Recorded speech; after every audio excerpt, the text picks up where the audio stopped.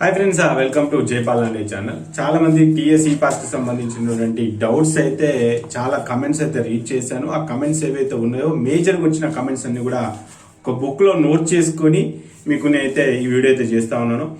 మరి ఫ్యూచర్ లో కావచ్చు, లేకపోతే ఇదివరకే ఇలాంటి డౌట్ కూడా రావచ్చు. కాబట్టి ఒకసారి ఈ వీడియోని స్కిప్ చేయకుండా ఎండ్ వరకు చూడండి. మీకు సంబంధించి కూడా ఈ పాస్లు ఏవైతే డౌట్స్ ఉన్నాయో ఆ డౌట్స్ కూడా కొంచెం క్లారిఫై చేసుకునే ప్రయత్నం చేయొచ్చు. ఒక మీకే కాదు, ఇంకెవరైనా ఫ్రెండ్స్ ఉంటే కూడా వాళ్ళకు కూడా ఖచ్చితంగా యూజ్ అవుతుంది. కాబట్టి మీ ఫ్రెండ్స్ కూడా ఈ వీడియోని అయితే షేర్ చేసే ప్రయత్నం అయితే చేయండి. డైరెక్ట్గా పాయింట్కి వచ్చేస్తే, చాలా మంది అడిగిన క్వశ్చన్ అసలు ఈ పాస్ అంటే ఏంటిది అని చెప్పేస్తున్నారు. ఇదివరకే నెంబర్ ఆఫ్ టైమ్స్ మీకు చెప్పాను. ఈ పాస్ అనేది తెలంగాణ గవర్నమెంట్ ఇచ్చే రియంబర్స్మెంట్ స్కీమ్ ఏదైతే ఉందో ఆ స్కీమ్ పేరే ఈ పాస్. అది అప్లై చేస్తేనే మీకు రావాల్సిన రియంబర్స్మెంట్ ఏదైతే ఉందో అది వస్తుంది. దాంతో పాటుగా ఎవరైతే ఎస్సీ, ఎస్టీ, బీసీ వాళ్ళు ఉన్నారో సో వాళ్ళకు స్కాలర్షిప్ రూపంలో కూడా కొంత అమౌంట్ వస్తుంది. సో అది ఏదైనా సరే మీకు మీ ఏదైతే మనకు రిసిప్ట్ ఆఫ్ సర్టిఫికెట్ లో కౌన్సిలింగ్ సెంటర్లో ఇచ్చారో, ఎవరికైతే ఫీ రియంబర్స్మెంట్ ఎలిజిబిలిటీ ఎస్ కానీ జీవోవి కానీ ఉందో వాళ్ళందరూ అప్లై చేయాల్సిందే. మీరు ప్రైవేట్ కాలేజీలో వచ్చినా సరే, గవర్నమెంట్ కాలేజీలో వచ్చినా సరే, మీకు యూనివర్సిటీ కాలేజీలో వచ్చినా సరే, మీకు ఫుల్ ఫీ రియంబర్స్మెంట్ ఉన్నా సరే, మీరు ఎస్సీ అయినా సరే, ఎస్టీ అయినా సరే, ఎవరైనా సరే, ఎవరికైతే ఫీ రియంబర్స్మెంట్ ఎస్ కానీ జీవోవి కానీ ఉందో అందరు అప్లై చేయాల్సిందే. నేను అప్లై చేయను అని అంటే మీకు రావాల్సిన రియంబర్స్మెంట్ ఏదైతే ఉందో అది రాదు. కొంతమంది అనుకోవచ్చు ఏంటంటే, అన్న ఎట్లాగో ఆ రియంబర్స్మెంట్ మాకు 35,000 లెస్ అయిపోయింది, రిమైనింగ్ అమౌంట్ మేము పే చేసాము, మళ్ళీ ఈ పాస్ మేము అప్లై చేయాలి. అవును, చేయాల్సిందే, అందరు చేయాల్సిందే. అది టెంపరీగానే మీ అలాట్మెంట్ ఆర్డర్లో టెంపరీగానే 35,000 లెస్ అయిపోయింది. ఫుల్ ఫీ రియంబర్స్మెంట్ వాళ్ళకు 0 వచ్చింది అంటే 90,000 లెస్ అయిపోయింది. వాళ్ళైనా సరే ఎవరైనా సరే మీరు అప్లై చేయాల్సిందే. అప్లై చేయకపోతే ఏమవుతుంది, ఏదైతే అమౌంట్ లెస్ అయిపోయిందో అమౌంట్ అంతా కూడా మీరే పే చేయాల్సి వస్తుంది. అందుకే నేను పదే చెప్తున్నాను, అది ఈ పాస్ అంటాం. అంటే రియంబర్స్మెంట్ స్కీమ్ పేరు ఏదైతే ఉందో దాన్ని ఈ పాస్ అంటాం. ఈ పాస్ అనేది అప్లై చేస్తే కాలేజీకి వచ్చే అమౌంట్ ఏదైతే ఉందో దాన్ని రియంబర్స్మెంట్ వస్తాం, అది కాలేజీకి వెళ్ళిపోతుంది. దాంతో పాటుగా బీసీ, ఎస్సీ, ఎస్టీలకు కూడా సో కొంత స్కాలర్షిప్ రూపంలో కొంత అమౌంట్ కూడా వస్తుంది. అది స్టూడెంట్ అకౌంట్కి వస్తుంది. ఇక ఓసీ అన్న మా సంగతి ఏంటంటే మీరు కూడా అప్లై చేయాల్సిందే. ఓసీ అయినా సరే మీరు కూడా అప్లై చేయాల్సిందే. మీరు అప్లై చేస్తేనే కాలేజ్కి వెళ్ళే అమౌంట్ కాలేజ్కి వస్తుంది. మరి మాకు మా అకౌంట్కి ఏమైనా రియంబర్స్మెంట్ రూపంలో కానీ లేకపోతే స్కాలర్షిప్ రూపంలో కానీ స్టూడెంట్ అకౌంట్కి ఏమైనా వస్తుందా అంటే, స్టూడెంట్ అకౌంట్కి స్కాలర్షిప్ రూపంలో ఏమీ రాదు. మీకు వచ్చేది ఒకే ఒకటి, ఫీ రియంబర్స్మెంట్ ఒకటే వస్తుంది, అది కాలేజ్ అకౌంట్కి వెళ్తుంది. సో మీరైనా సరే అందరూ కూడా అప్లై చేయాల్సిందే. పదే చెప్తున్నాను. సో ఒక క్లారిటీ వచ్చింది అనుకుంటున్నాను. ఈ పాస్ అంటే ఏంటి, దీంట్లో అంటే ఈ పాస్ అప్లై చేసేటప్పుడు ఏవైతే మిస్టేక్ చేశారో, ఏవైతే కరెక్షన్స్ ఉన్నాయో ఆ కరెక్షన్ సంబంధించినటువంటి కామెంట్స్ చాలా మంది అడిగారు. అవన్నీ నోట్ చేసుకుని ఒక్కొక్క కరెక్షన్ గురించి మీకు క్లియర్ ఎక్స్ప్లెయిన్ చేస్తాను. దీంట్లో ఎక్కువ మొత్తంలో అడిగినటువంటి కామెంట్ ఏంటంటే, అన్న communication address permanent address as per Aadhaar card ఉండాలా, మేము కొంత రాంగ్ చేసాము, డిస్టిక్ రాంగ్ పెట్టాము, మండల్ రాంగ్ పెట్టాము, డోర్ నెంబర్ రాంగ్ ఎంటర్ చేసామని నిబంధన. మీ కమ్యూనికేషన్ అడ్రస్ కానీ అదేవిధంగా పర్మనెంట్ అడ్రస్ కానీ ఈ అడ్రస్ లో పొరపాట్లున్న నష్టం ఏం లేదు, కానీ పొరపాట్లు చేయకండి. సో అడ్రస్ విషయంలో పెద్ద నష్టం ఏం లేదు. ఇక NSP scholarship, national scholarship, TS ఈ పాస్ స్కాలర్షిప్ రెండు అప్లై చేసుకోవచ్చు అంటే రెండు అప్లై చేసుకోవచ్చు. బట్ మనకు as per rules and regulations ప్రకారంగా ఒక స్టూడెంట్ కి ఒకే స్కాలర్షిప్ వర్తిస్తుంది. కాబట్టి ఇలాంటి కేసెస్ లో మీ ఎన్ఎస్పి క్యాన్సల్ అవుతుంది, అప్పుడు టిఎస్ ఈ పాస్ అయితే వస్తుంది. కొన్ని కేసెస్ లో ఒకవేళ కాలేజ్ వాళ్ళ పొరపాటున కనుక ఫార్వర్డ్ చేసినట్లయితే ఎన్ఎస్పి వస్తుంది, అదే విధంగా టిఎస్ ఈ పాస్ కి చేసినటువంటి ఏదైతే అప్లికేషన్ ఉందో ఈ రెండు కూడా వచ్చినటువంటి కేసెస్ అయితే ఉన్నాయి. కాబట్టి రెండు అప్లై అయితే చేసుకోవచ్చు. దీంట్లో రిజెక్ట్ అయితే ఎన్ఎస్పి ఒకటి రిజెక్ట్ అవుతుంది. సో టిఎస్ ఈ పాస్ అయితే మీరు కంపల్సరీగా ఫీ రియంబర్స్మెంట్ ఎలిజిబిలిటీ ఇస్తున్న వాళ్ళు కానీ జీవో ఉన్న వాళ్ళు కానీ అందరూ అప్లై చేయాల్సిందే. అప్లై చేయకపోతే ఇది రాదు. ఇది ఆల్రెడీ మీకు నెంబర్ ఆఫ్ టైమ్స్ చెప్పాను, మళ్ళీ గుర్తు చేస్తున్నాను. ఇక కొంతమంది ఆధార్ కార్డు అప్లోడ్ చేయమని చెప్పేసి అంటే mother Aadhaar card, father Aadhaar card ఇచ్చారు. సో ఇదేమన్నా అవుతుందంటే ఖచ్చితంగా స్టూడెంట్కి సంబంధించినటువంటి ఆధార్ కార్డ్ నెంబరే ఉండాలి. ఫాదర్ది కానీ మదర్ది కానీ బ్రదర్ది కానీ ఉంటే రిజెక్ట్ అవుతుంది. కాబట్టి సో ఇదైతే రిజెక్ట్ అవుతుంది. మీకు ఎడిట్ ఆప్షన్ ఇస్తారు. ఎడిట్ ఆప్షన్ అప్పుడు ఎడిట్ చేసుకోవచ్చు. ఎడిట్ ఆప్షన్ ఎప్పుడు వస్తుంది?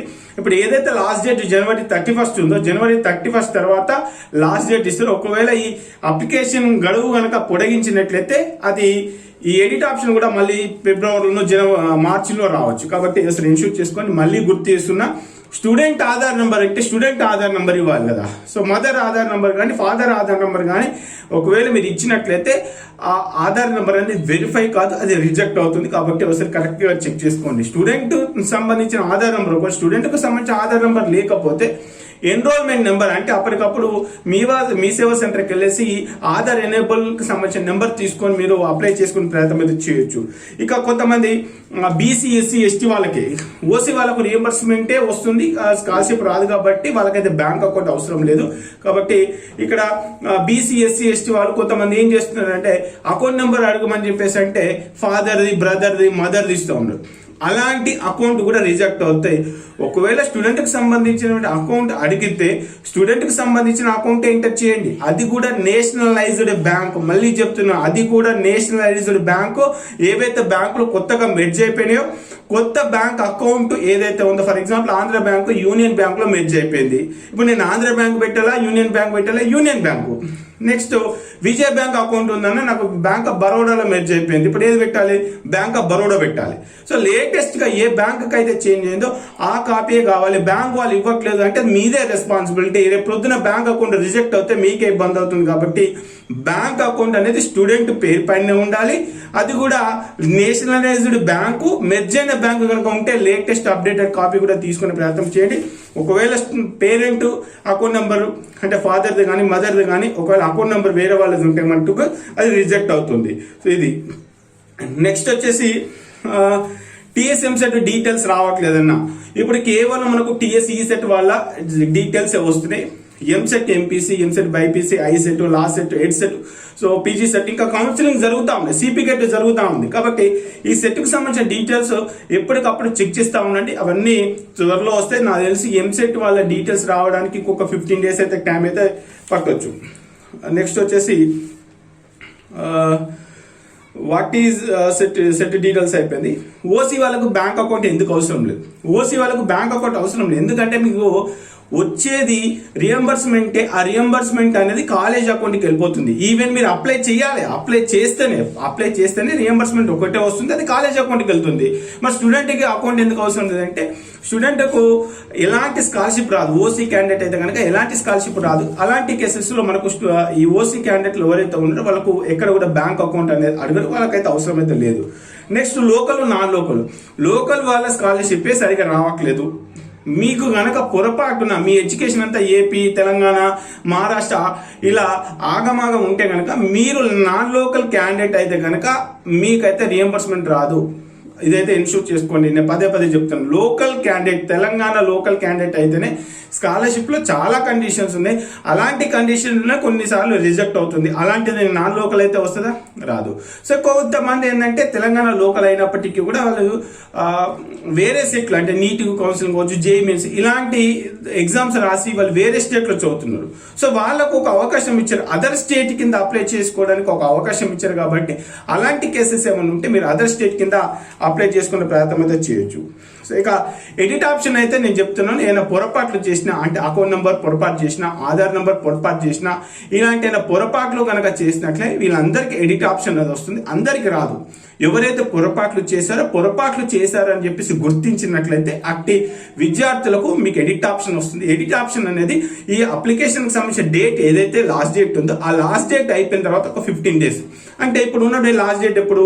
జనవరి 31, 2022. సో అది అయిపోయిన తర్వాత ఫిబ్రవరి 15. ఒకవేళ ఈ అప్లికేషన్ ఫామ్ కనుక ఎడిట్ డేట్ కనుక పొడిగించినట్లయితే ఏమవుతుంది? అప్పుడు ఎడిట్ ఆప్షన్ కూడా పొడిగించబడుతుంది. కాబట్టి సో ఈ విధంగా డిపెండెన్సీ ఏముంటుంది. సో ఎడిట్ ఆప్షన్ తిప్పరాదు. ఎడిట్ ఆప్షన్ లాస్ట్ డేట్ అయిపోయిన తర్వాత వచ్చి ఆప్షన్స్ ఉన్నాయి. ఇక మొబైల్ నెంబర్ ఆల్రెడీ రిజిస్టర్డ్ అని చెప్పేసి వస్తుంది. ఒకవేళ మొబైల్ నెంబర్ ఆల్రెడీ రిజిస్టర్ అయితే మొబైల్ నెంబర్ చేంజ్ చేసే ప్రయత్నం అయితే చేయండి. ఇంకొకసారి ఫీ రీంబర్స్మెంట్ అంటే ఏంటిది అనేది మీకు ఒక క్లారిటీ వచ్చింది అనుకుంటున్నాను. ఎస్ఎస్సి సంబంధించిన డీటెయిల్స్ అన్ని కూడా అన్ని కరెక్ట్ ఉండాలి. సో ఇప్పుడైతే అంటే లాస్ట్ ఇయర్ ప్రకారం ఏంటంటే ఎస్ఎస్సి మెమోలో ఏవైతే డీటెయిల్స్ ఉన్నాయో యాస్టీస్గా ఆధార్ కార్డులో ఉండాలి, యాస్టీస్గా ఇన్కమ్ సర్టిఫికేట్లో ఉండాలి, యాస్టీస్గా క్యాస్ట్ సర్టిఫికేట్ ఉండాలి అని చెప్పేసి రూల్ ఉండే లాస్ట్ ఇయర్ 2021లో. ఇప్పుడు ఆ రూల్ తీసేశారు. మనకు 2 టైమ్స్ డీటెయిల్స్ అడుగుతుంది. ఒకటి ఎస్ఎస్సి డీటెయిల్స్ అడుగుతారు, నెక్స్ట్ వచ్చేసి యాజ్ ఫర్ ఆధార్ డీటెయిల్స్ అడుగుతారు. కాబట్టి దేని దానికి కరెక్ట్గా ఎంటర్ చేస్తే సరిపోతుంది. ఇప్పుడైతే మీ ఆధార్ కార్డులో ఏదైతే నేమ్ ఉందో దాని ప్రకారం ఎంటర్ చేసి ఆధార్ నెంబర్ ఎంటర్ చేస్తే సరిపోతుంది. ఇప్పుడు మన ఆధార్ని అప్డేట్ చేయాల్సిన అవసరం అయితే లేదు. కానీ జయపాల్ అని ఏం చెప్తారంటే మీ ఆధార్ కార్డ్ని అప్డేట్ చేసుకునే ప్రయత్నం చేయండి. ఇక నుంచి అయినా సరే అది ఏ అప్లికేషన్, కాలేజీలో అడ్మిషన్ కావచ్చు, ఎంట్రన్స్ ఎగ్జామినేషన్ కావచ్చు, ఎక్కడ రాసినా ఏం చేసినా మీ నేమ్ని యాజ్ పర్ ఎస్ఎస్సి రాయడం నేర్చుకోండి. అదే విధంగా మీ ఆధార్ కార్డులో ఉన్న డేట్ ఆఫ్ బర్త్, ఆధార్ కార్డులో ఉన్న ఫాదర్ నేము, మదర్ నేము, మీ నేమ్ వచ్చి ఏదైనా సరే మీ ఎస్ఎస్సి మెమోలో ఏ విధంగా అయితే ఉందో ఆ విధంగా ఆధార్ కార్డుని అప్డేట్ చేసుకునే ప్రయత్నం చేయండి. ఇక సో ఎస్ఎస్సి నేమ్తో మీకు పెద్దగా ప్రాబ్లం లేదు. SSC as per Aadhaar, as per SSC అని చెప్పేసి దాని సపరేట్ డీటెయిల్స్ ఎంటర్ చేస్తున్నాం కాబట్టి సో ఈసారి అయితే అలాంటి ఇష్యూ అయితే ఏం లేదు. కాబట్టి ఒకసారి ఇన్షూట్ చేసుకోండి. సో ఇంకా అప్లికేషన్ ప్రాసెస్ గురించి చాలా మంది అడుగుతా ఉన్నారు. ఈ అప్లికేషన్ ప్రాసెస్ ఎట్లుంటుంది అనేది చెప్పేసి ఒక 2 minutes మీకు కంక్లూడ్ చేస్తాను. ఇప్పుడు నేను ఉన్నాను అంటే నేనే ఒక అప్లికేషన్ చేస్తున్నాను. నేను ఒక అప్లికేషన్ చేసేసి సక్సెస్ఫుల్ గా ఓటీపీ వచ్చేసి ఆ సెక్యూరిటీ నెంబర్ ఎంటర్ చేసిన తర్వాత అప్లికేషన్ ఫామ్ జనరేట్ అవుతుంది. ఈ అప్లికేషన్ ఫామ్ జనరేట్ అయిపోయిన తర్వాత అప్లికేషన్ ఫామ్ తో పాటు గతంలో నేను ఆల్రెడీ ఒక వీడియో చేశాను. ఏమేమి అప్లికేషన్ డాక్యుమెంట్స్ సబ్మిట్ చేయాలి, allotment order, joining report, SSC memo, intermediate memo, study certificate, gap certificate, gap ఉంటే గ్యాప్ సర్టిఫికేట్, వాటికి సంబంధించిన అన్ని రకాల సర్టిఫికేట్స్ అన్ని తీసుకొని ఒక 3 sets జిరాక్స్ తీసుకోవాలి. ఒక సెట్ నా దగ్గర ఉంచుకుంటాను, ఇంకొక 2 సెట్లు తీసుకొచ్చేసి కాలేజీలో ఇస్తాను. సో కాలేజీలో ఇచ్చిన తర్వాత వాళ్ళు ఏం చేస్తారంటే సో ఇనిషియల్ గా మీరు ఏదైతే ఆన్లైన్ లో అప్లోడ్ చేశారో అకౌంట్ నెంబర్, ఏదైతే ఆధార్ కార్డ్ అప్లోడ్ చేశారో ఆధార్, ఆ 2 డీటెయిల్స్ డిస్ట్రిక్ట్ ఆఫీసర్ వెరిఫై చేస్తారు. అంటే ఓసీ వాళ్ళకైతే ఆధార్ మనకు ఈ అకౌంట్ నెంబర్ ఉండదు కాబట్టి వాళ్ళకి ఇబ్బంది లేదు. సో మిగతా వాళ్ళకి బీసీ, ఎస్సీ, ఎస్టీ వాళ్ళకు ఆధార్ కార్డుతో పాటు బ్యాంక్ అకౌంట్, అంటే మీరు ఏదైతే బ్యాంకు డీటెయిల్స్ అప్లోడ్ చేస్తారో ఆ డీటెయిల్స్ అన్ని కూడా వాళ్ళు వెరిఫై చేస్తారు.